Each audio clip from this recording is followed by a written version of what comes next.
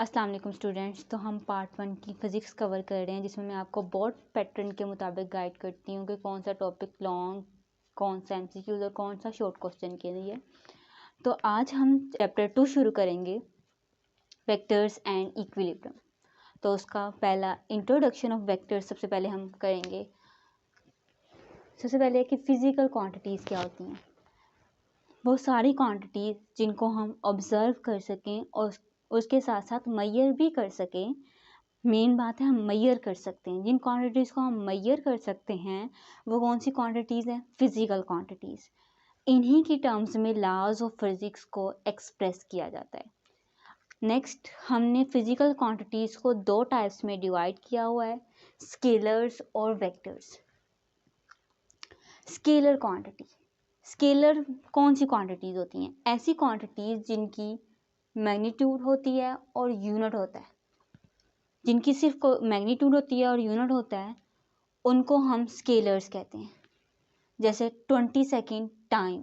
Example अगर मैं कहूँ कि टाइम जो है 20 सेकेंड है, ये जो एक्टिविटी है ये 20 सेकेंड में रिकॉर्ड हुई, तो पड़ी नहीं, मतलब किसी तीसरी चीज़ की ज़रूरत नहीं पड़ी, सिर्फ मैग्नीट्यूड की ज़रूरत पड़ी और यूनिट की ज़रूरत पड़ी, तो मेरी क्वांटिटी डिफाइन हो गई। इसका मतलब है कि स्केलर्स में हमें सिर्फ मैग्नीट्यूड और यूनिट की ज़रूरत पड़ती है। वेक्टर्स में the quantity which has magnitude, unit and direction. इनको डिफाइन करने के लिए हमें मैग्नीट्यूड, यूनिट और डायरेक्शन तीन चीज़ों की ज़रूरत होती है।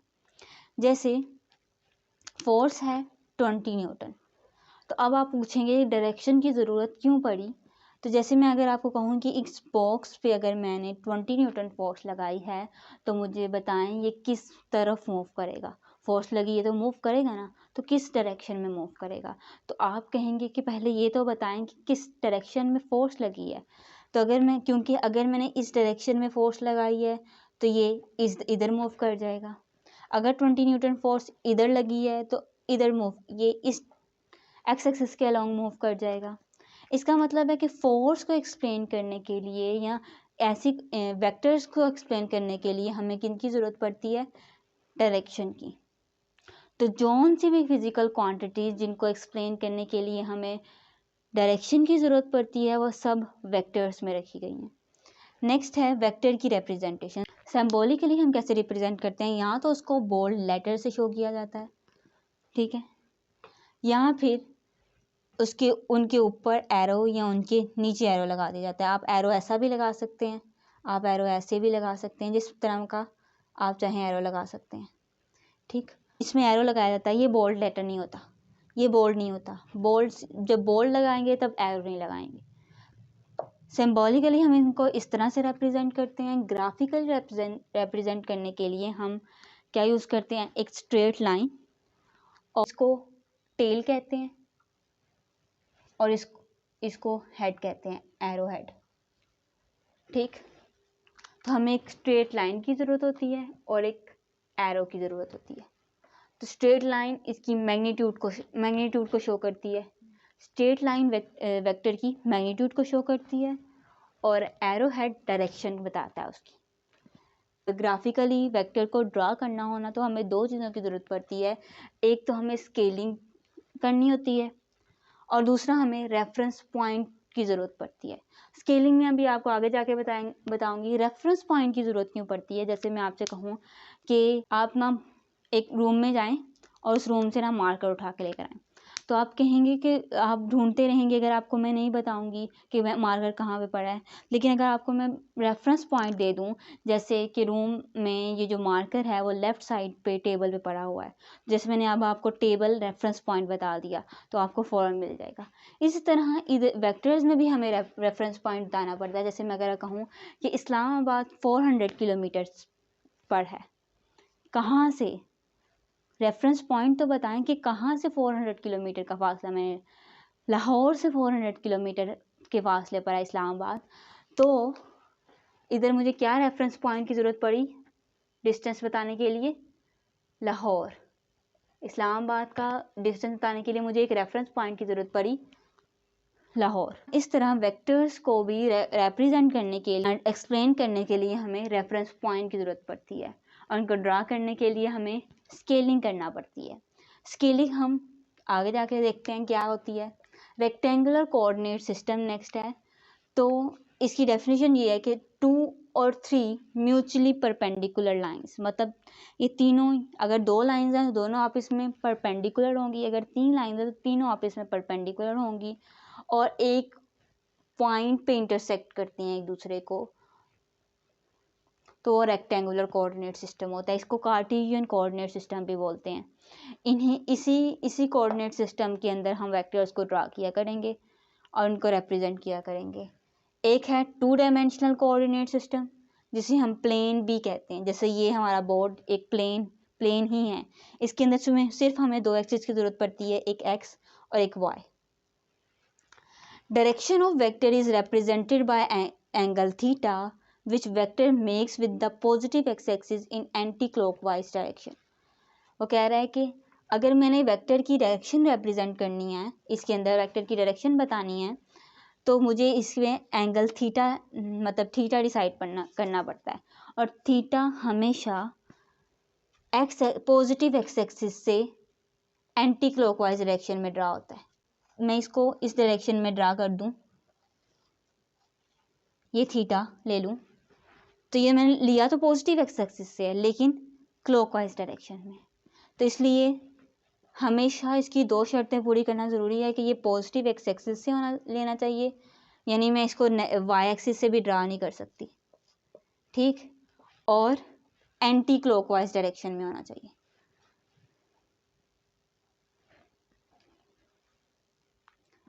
ग्राफिकली अगर मैंने वेक्टर्स को रिप्रेजेंट करना हो तो मुझे 3 चीज़ों की ज़रूरत पड़ेगी।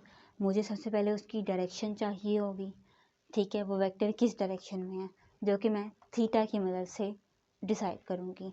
मैग्नीट्यूड चाहिए होगी, अगर मैग्नीट्यूड को हम स्केलिंग की मदद से हम रिप्रेजेंट करेंगे। और रेफरेंस पॉइंट जो होता है वो हमेशा ओरिजिन होता है कार्टेशियन कोऑर्डिनेट सिस्टम में। जैसे मेरे पास ये है एक्स एक्सिस और ये मेरे पास वाई एक्सिस, ये ओरिजिन, ठीक है, ये मेरा रेफरेंस पॉइंट हो गया। अगर मुझे कहा जाए कि 20 न्यूटन एट 60 डिग्री ड्रा करो, 20 न्यूटन फोर्स डिग्री है, एंगल है 60 डिग्री, तो मैं कैसे ड्रा करूँगी? सबसे पहले तो मुझे ना डायरेक्शन दे दी गई है, थीटा 60 डिग्री गिवन है, रेफरेंस पॉइंट भी गिवन है, रह गया मैग्नीट्यूड। मैग्नीट्यूड के लिए मैंने आपको कहा कि स्केलिंग करनी पड़ेगी। अगर मैं यहाँ पे ना 20 न्यूटन ड्रा करना शुरू कर दूँ तो मेरा पूरा बोर्ड फील हो जाएगा, ठीक है। तो हम स्केलिंग करते हैं अपनी आसानी के लिए, ठीक। जैसे मैं यहाँ पे कह दूँ कि मेरी 10 न्यूटन फोर्स है वो 1 सेंटीमीटर के इक्वल है, क्योंकि मैंने ये स्केल मेरा सेंटीमीटर्स में ड्रा हो, 10 न्यूटन जो है वो 1 सेंटीमीटर के इक्वल है। तो ये मैंने अपनी आसानी के लिए कह दिया, ताकि मुझे 100 न्यूटन फोर्स ड्रा करो तो मुझे 100 न्यूटन फोर्स ड्रा ना करनी पड़े। मैं खुद कह दूंगी कि जो 50 न्यूटन है वो 1 सेंटीमीटर के इक्वल है।